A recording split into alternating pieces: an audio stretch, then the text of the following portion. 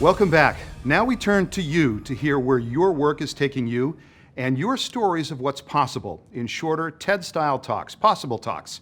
We focused earlier on changing the narrative, and here's one way, with stories like the one you're about to hear. Lina Rebeiz has been diagnosed with AIP, acute intermittent porphyria. AIP is rare, and the symptoms are nonspecific, and because of that, her physicians, including her parents, who are both doctors, struggled to determine what was wrong. At one point, they believed it was a cry for attention. She struggled in college and was unable to participate in many classes and social activities. But she persevered, and soon she will start medical school to fulfill her dream of also becoming a doctor. Here's Lina with her story. Thanks, Mike. Hi, my name is Lina Rebeiz. I'm 25 years old, and I was diagnosed with a rare disease called acute intermittent porphyria 6.5 years ago. When I was a freshman in college, shortly after orientation, I started experiencing abdominal pain, and the pain came on very suddenly, and within a few hours, I couldn't get out of bed. At first, I thought it might be food poisoning, but it was a very unique pain. It felt like somebody was taking my intestines and wringing them out like a towel.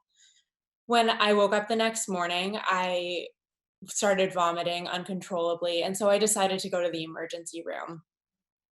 After a few hours in the emergency room, I was discharged very quickly with antibiotics for what the doctors thought was a urinary tract infection. My parents came down to Baltimore, where I went to school, when I told them that I was sick. And as soon as they saw me, they took me straight back to the emergency room. I was incredibly weak. I could barely walk. I was still throwing up, and I was in tears from the pain. I was really happy that my parents came down. They're both physicians, so I trusted them to make sure that I got the medical care I needed, and to advocate for me in the hospital. I was admitted for a few nights while the doctors ran every test that they could think of, and once they ran through the differential for abdominal pain, they determined that this was probably just a bad case of anxiety. They thought that I probably just couldn't handle my academic workload, and they ignored my vomiting that wasn't improving with antiemetics. They ignored my discolored urine that wasn't improving with hydration, the pain that wasn't improving with opioid painkillers, and the muscle weakness that was just worsening as I stayed in bed and struggled to consume any calories. And my doctor was a close family friend of my parents, and he pulled them aside one day and said, "I don't think she can handle being a pre-medical student." Um, my parents didn't know what else they could do to help me, and so they went back home to Boston, and they told me to do my best to take it easy and focus on my classes. I'd always been a very ambitious student. I'd been really looking forward to college, but all of a sudden my brain was foggy, I was confused and anxious, and I was in so much pain that I could barely move. But every doctor that I saw repeated the exact same tests and determined that there was nothing physically wrong with me. My parents weren't there physically with me anymore, and so they couldn't see that I had lost nearly 20 pounds in about a week and a half. I couldn't have a sip of water without vomiting, and I could barely walk to the bathroom down the hall without help from my roommate. They didn't understand why I was going to the student health center every day. The doctors had already run every test, and by all appearances, I was perfectly healthy.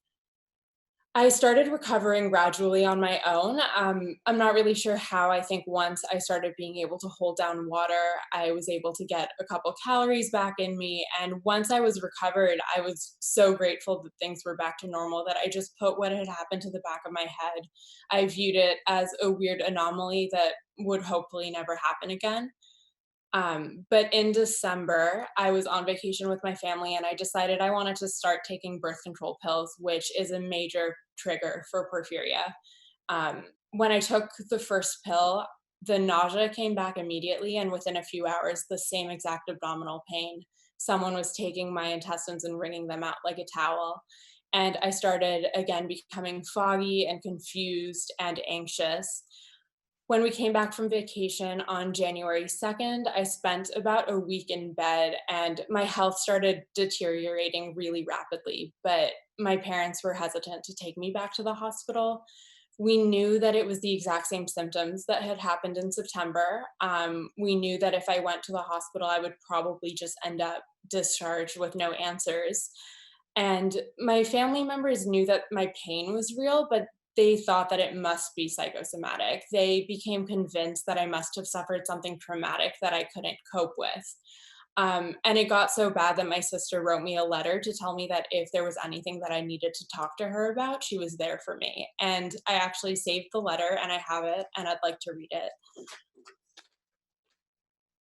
Dear Lena, I can't pretend to know what you're going through or why, but whatever it is, we're all here to help. If it's something that happened to you or something you did, be it hard drugs, pregnancy, or somebody hurt you, or even if it's none of those things, just know that I'm always around to talk. Even though I give you a hard time, you need to know how intelligent you are and how much you have going for you. I know you'll get through this and get back on your feet soon. I would recommend that you take a semester off and take a couple of months to do something that will make you truly happy. You need to learn to value yourself above all else, and then you can worry about the rest. We've all been through hard times. We've all done things we're not proud of, and we've all dealt with it differently. It's your turn to decide how you want to deal with this. You're the only one who can make the decision to get better, and once you do, we're all here to help.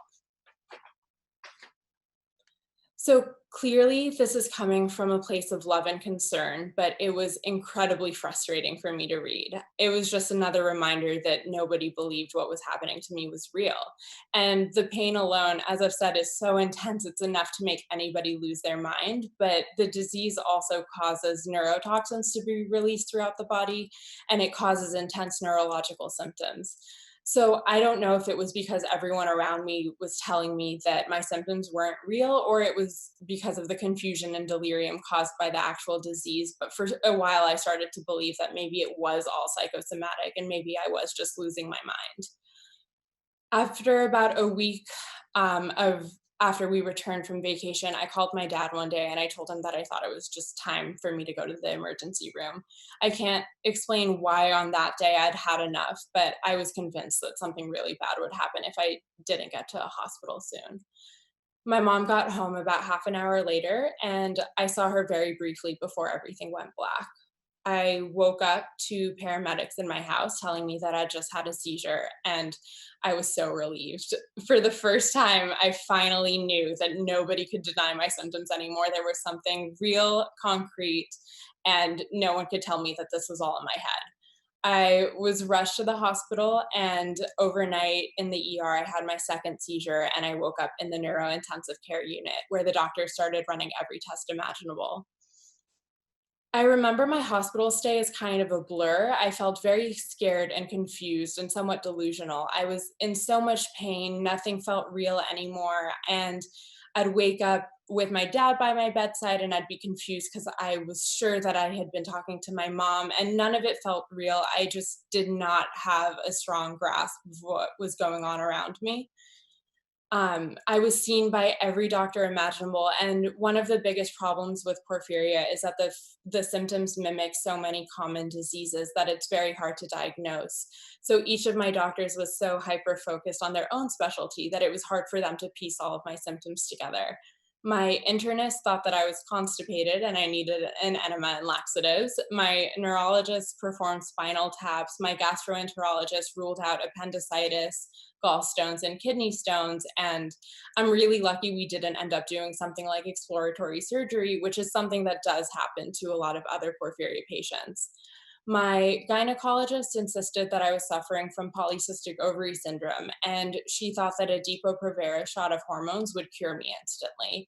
And I am so lucky that my mom was in the room with me when she suggested that because my mom had seen what a handful of birth control pills had done to me, and she wasn't going to allow more hormones to enter my system. When my neurologist reviewed my MRI, he saw that I had developed something called posterior reversible encephalopathy syndrome, which pretty much meant that the fluid in my brain from my seizures wasn't draining. And so he thought to test for porphyria. And I got the test results a few days later, and I was able to start recovering.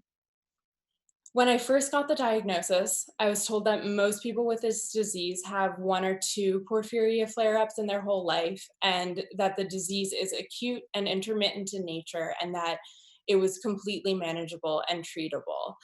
Unfortunately for me, my symptoms did start recurring every few months, enough to land me in the hospital around 4 times a year. I began to expect flare ups whenever I was under more stress than usual. And that could include anything from getting a cold or sleeping poorly to taking exams, traveling. And after a while, my symptoms began lingering chronically, even after the stressor was gone. I figured out how to strike a balance in my academic work with my disease because I was able to schedule my time around my disease. I registered with the Office of Disabilities so that my professors knew that hospitalizations were inevitable. I took light course loads during the year and caught up on credits in the summer. I worked overtime when I felt well so that I could afford to take a day or two off when I was really sick. And my academic success through my careful planning made me think that it made me disregard the possibility that my disease might interfere with my dreams of becoming a physician. I was in deep denial about how sick I really was. And it wasn't until I got a summer internship after my junior year of college that I realized that my lifestyle was no longer sustainable. And going from that college schedule where I could sleep in, skip class if I got sick, get notes from classmate, to needing to be in the office every day from 8 a.m. to 5 p.m. was a sharp wake up call for me. And this realization that my disease would get in the way of any career that I wanted was more terrifying to me than the seizures and the delusions had been, because I was certain that if my health didn't improve, I wouldn't be able to become a physician. I spoke to my doctor and I joined a clinical trial at the start of my senior year of college. And my health did remain unstable for about another year. I had chronic abdominal pain, nausea, extreme fatigue. Um, I was still very sick. And when I went on vacation in January of 2017 with one of my close friends, I spent more than half of the trip in the Airbnb in pain. And it was so bad that my friend told me that I should consider getting a wheelchair so that I could sightsee without being so sick. I graduated in the spring of 2017, and then I moved back home to Boston to begin a post baccalaureate program. And that summer, my symptoms gradually began improving. My chronic symptoms abated, and at the beginning of 2018, I realized that it had been a year since my last hospitalization. And I noted that I hadn't used a hot water bottle on my abdomen in a really long time, and I used to use it daily. In the spring of 2019, I completed my post baccalaureate. And so I took all my pre med classes. I started a part time job and I studied for and took the MCAT and I applied to medical school. And I'm happy to say that now I'm a first year medical student at Tufts. And so I know that I will certainly be a doctor one day. And so if you're watching this and you're a patient, don't lose hope because there might be promising research that could provide you with a treatment. If you work on rare disease research, what you do is so important, and I wouldn't be here without you.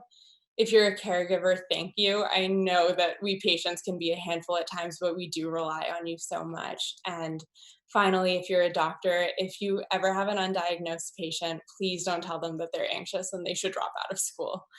Thank you so much.